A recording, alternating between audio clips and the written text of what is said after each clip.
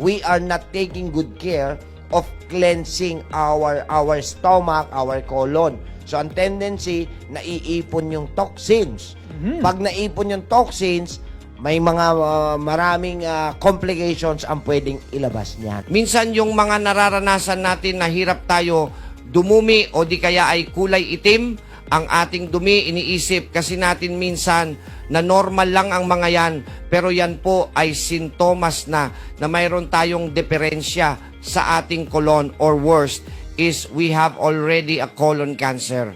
So para maiwasan yan, for today, bibigyan namin kayo ng mga dapat gawin for effective colon cleansing. Alam nyo ba na merong napaka-effective na gamot ngayon?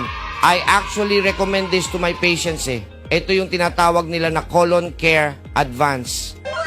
Hindi lang ito basta-basta na gamot lang ha. Ito po ay gawa sa mga natural na ingredients. Kaya hindi natin kailangan mabahala kung makakasira ba ito sa ating kidney. Meron itong apple juice na magandang detoxifier sa ating katawan upang mailabas ang mga dumi at toxins na naipon. Yung mga dumi na na-stock o hirap tayong ilabas ay tinutulungan nito na mailabas natin ng walang kahirap-hirap. Aside from that, meron din itong aloe vera. Tandaan nyo na pag nahihirapan kayong dumumi, ang aloe vera po ang magsisilbing oil na magpapadulas ng mga dumi na naipon sa ating colon upang mailabas po natin ang mga ito.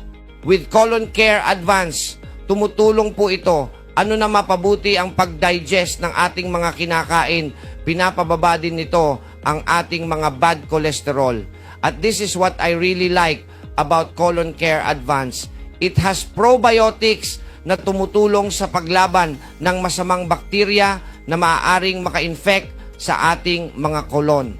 Meron din itong prebiotics na nagbibigay ng sustansya para sa pag-unlad ng good bacteria at meron din itong fiber para sa regular na bowel movement at kalusugan ng colon.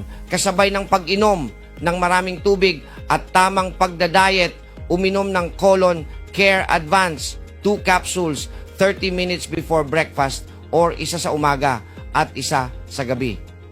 Sa mga nakakaranas nga ganitong problema, bumili lamang sa kanilang official website o Facebook page.